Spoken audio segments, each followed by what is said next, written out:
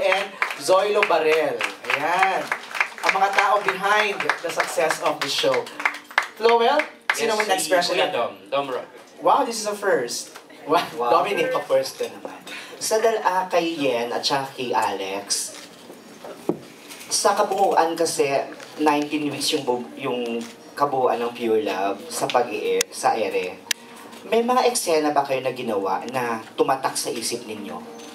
O nagkaroon ng connection sa buhay ninyo sa serye ito? Kay Alex sa kay Yen.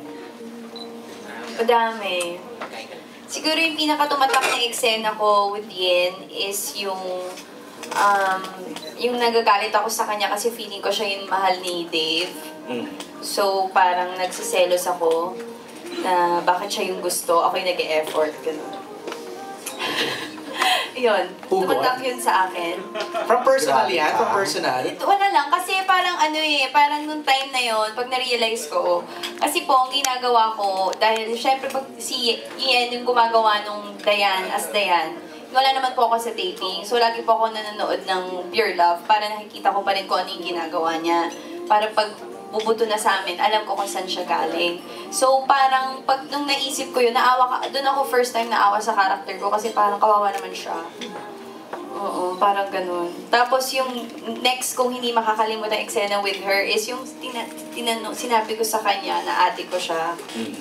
Kasi parang hindi kami magmukhang mas mukha akong matanda ba? Parang hindi ko yun makakalimutan kasi yung character ni Dayan, ewan ko, parang very siya, kasi 4 lang sila sa family, tapos may ate siya, may isa siyang ate. So parang very malapit sa life ko talaga. So, iyon, hindi ko yun makakalimutan. Tsaka masarap talagang ka-eksena si Yen. Ako personally. Kasi, masarap kang ka-eksena. Hindi, mas masarap ka-eksena si Yen kasi siya, papatulugin yan. hindi siya nag-actor's cue. Ang galing niya. Inintay lang niya akong maiyak. Tapos siya na yung, magaling siyang mag-adjust. So, sino mas magaling umiyak? Ikaw, Alex, o si Yen? Mabilis umiyak? Direct, ikaw mas sumagot. Sino mas mabilis umiyak? Si Yen ang bilis umiyak, parang grabe, 2 seconds lang. Pero kung si Alex umiyak, parang 51 tears. Parang kung si Yen, 4, sa kanya 50. Tuloy-tuloy na. Paano mo ginagawa yan? Ang dami naman. Totoo si Yen, mabilis 2 seconds? Oo. Tatalikod lang siya pagharap niya, already na. Ay, grabe. Paano yun? Paano mo na-develop yan, Yen? Nakaka-pressure siya minsan ka-excited. Paano na-develop yun? Parang... Ano po, kasi... sa experience, dahil nung nag-start pa lang po ako, naniiyak ako. Ayan na. Agad-agad. Ayan, nasabi ko sa'yo, within 2 seconds Sabi. First word pa lang, oh. Grabe Paano naman. nagagawa yun? Wait lang naman. Hindi, ano po, siguro, nung nag-start pa lang po ako kasi parang may mga tao hindi naniniwala sa kakayahan ko.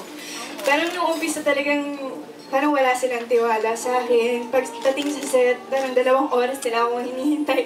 Hindi talaga ako maiyak. Siguro hanggang sa nag-pray na sabi ko sa sarili ko, darating ang araw na gagaling din akong umiyak. Na may paghuhugutan ako ng mabilis. Pero doon po siguro sa mga malulungkot na pinagdaanan. Ayun. Tama nga talaga ang balita. Mabilis nga talagang umiyak. Yeah, pagsagot naman ng huling ay yung isang yung question. Ayun po, yung pinakatumatak sa akin, parang hindi naman siya related sa personal life ko. Pero yung pinakatumatak, yung unang-unang pagsanib ko kay Kathy, sobrang hirap na hirap po talaga ako noon. Di ba, Direk? Parang feeling ko hindi ko siya nagagawa ng maayos. Parang feeling ko noon, unang salita ko pa lang na pagsanib, hindi ko nakuha si Alex agad. Na parang, parang hindi naman ito si Alex. Parang may ganon.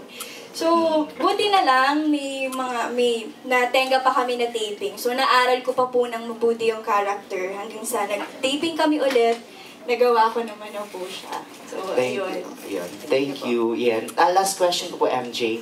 Pwede pong sagutin ni Direk or anybody or yung from the production. Production. Kasi ang balita namin, parang maiiba yata yung twist nung ending nitong Pure Love compared mo dun sa original story. Kasi naabangan na rin namin kung ano yung mga mangyayari. Direk, will you be faithful sa ending based on the original? Actually, ang dami na nagtatanong niya. Medyo, ang dami nagme-message na